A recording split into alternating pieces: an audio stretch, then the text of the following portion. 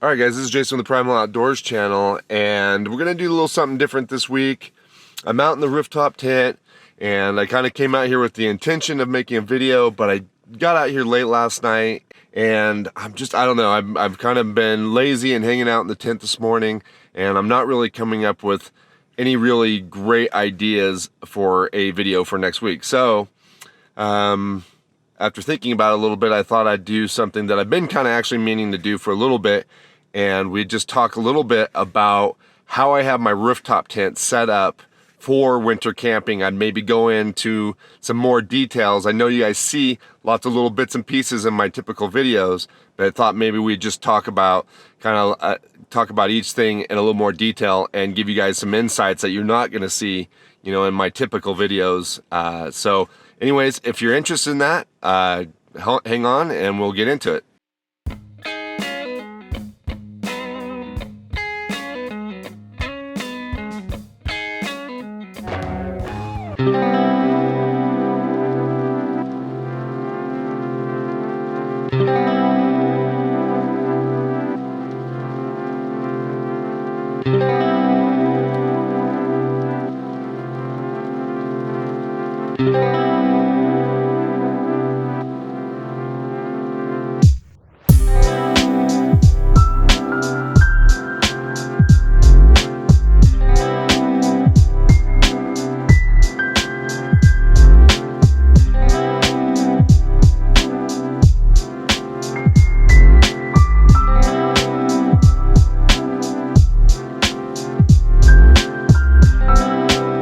And talk a little bit about some of the gear and stuff that I have in my rooftop tent that helps me have good, comfortable, warm nights out in the winter, no matter how cold it gets. So one of the first things that's important is obviously your sleep system. I have two Teton Sport sleeping bags. They're just fairly inexpensive, bulky, big bags that you can get from Sportsman's Warehouse or Amazon or wherever. I got mine from Sportsman's Warehouse. But they're a left and right bag. They're 0-degree bags. They're flannel lined, super comfortable, lots of space inside them. I'm 6'4", and the ones I've got are nice and long enough for me so that I have lots of room inside the bag and can be comfortable. I also, like I said, I have the left and right so that way I can zip them together if I need to and make one large bag. And the main reason why I got the other bag is because Daisy and Wheeler like to lay on one of the bags as well. So I have one for myself and one for my two spoiled pups here. So that's the first thing.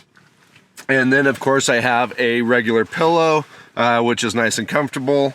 And then on top of the mattress that comes inside the CVT rooftop tent, I also have another mattress that I put in here, and then that just gives me some extra comfort and makes for the not only extra comfort but some extra insulation, makes for a really nice night out.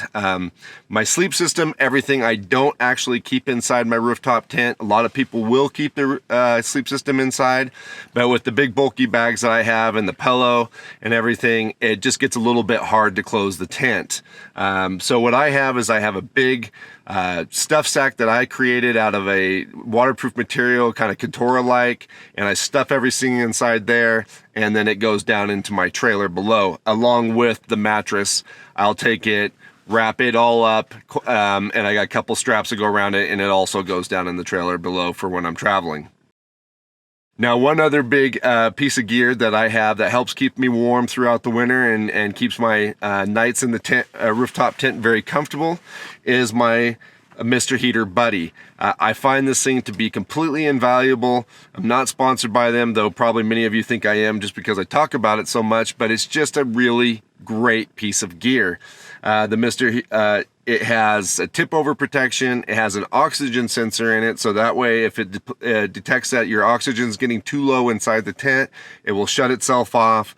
So it's a very safe heater for tent applications or small space applications. Now, no matter what, if you're running a heater, you should keep some ventilation. What I've got going on here is I've got the little sunroof window here. I keep this particular one open. It's right over above my head.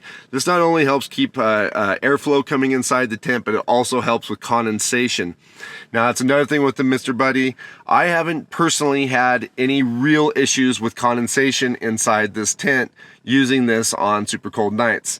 As it is right now, it's fairly cold outside. I've got the heater running, and all of my aluminum pipe tent poles and everything are dry. All the tent sides are dry, and I'm running the tent on low right now, and no issues. So now a couple things about the Mr. Heater.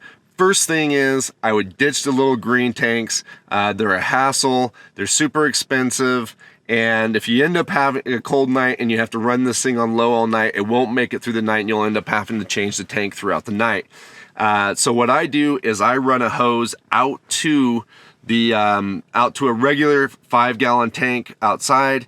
Makes it a lot easier. It's a lot easier and a lot less expensive to fill those tanks.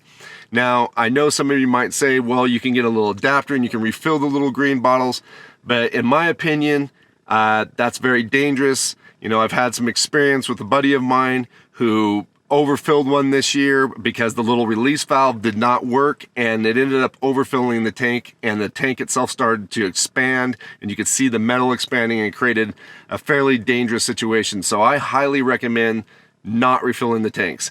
If you're refilling the tanks and it's working for you, great, but it's definitely not for me.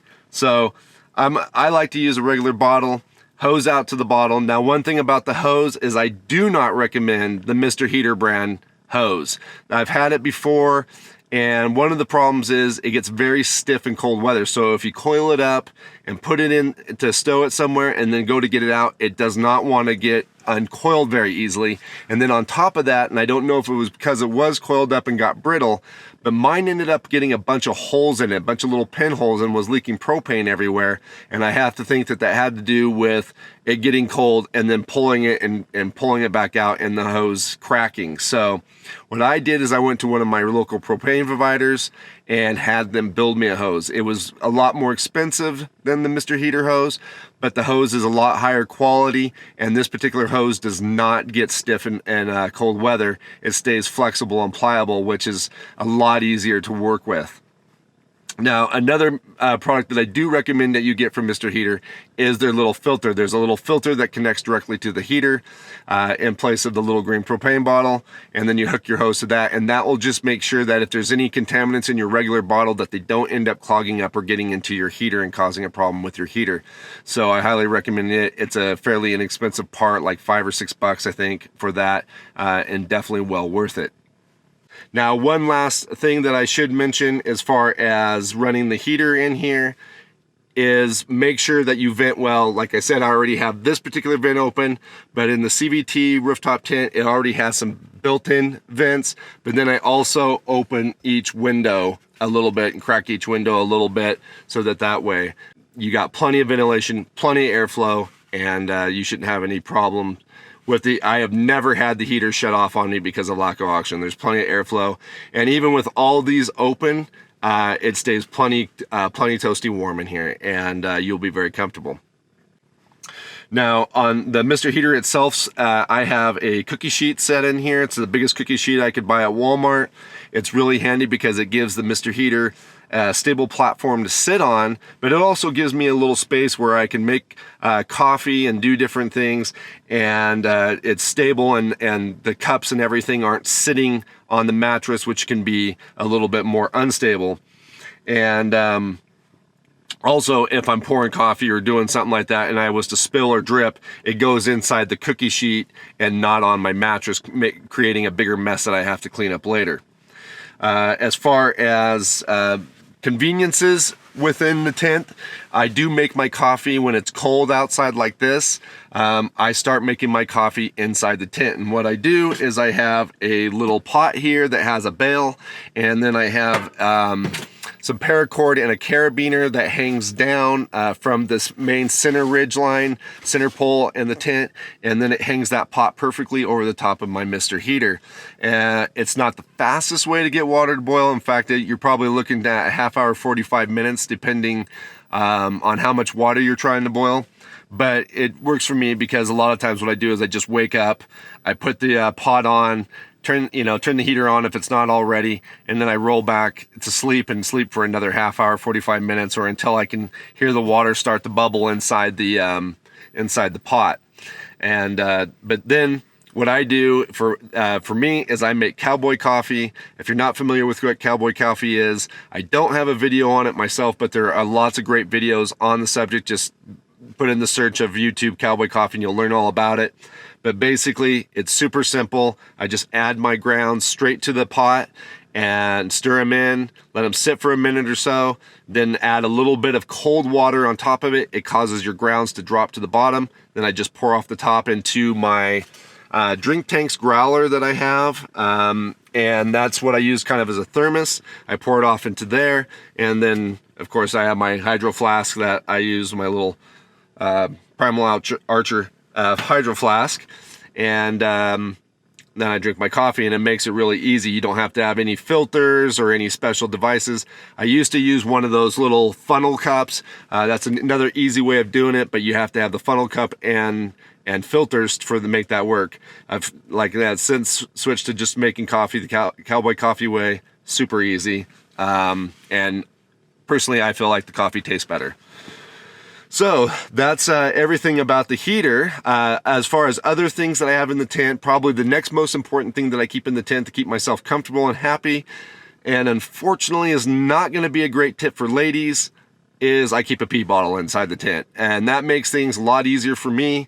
I don't have to get up, and if I do have to go to the bathroom the night, I don't have to put on any clothes or shoes or anything and then scurry down the ladder and out to go to the bathroom. I just got my pee bottle and I'm good to go. And it also makes it nice in the morning, because all I have to do is get up, do my morning business, and then I can make my coffee and get dressed and, you know, be comfortable and not be in a hurry because I have to go to the bathroom. So just a real convenience item. Like I said, unfortunately, it's not going to work for the lady followers out there. I apologize about that.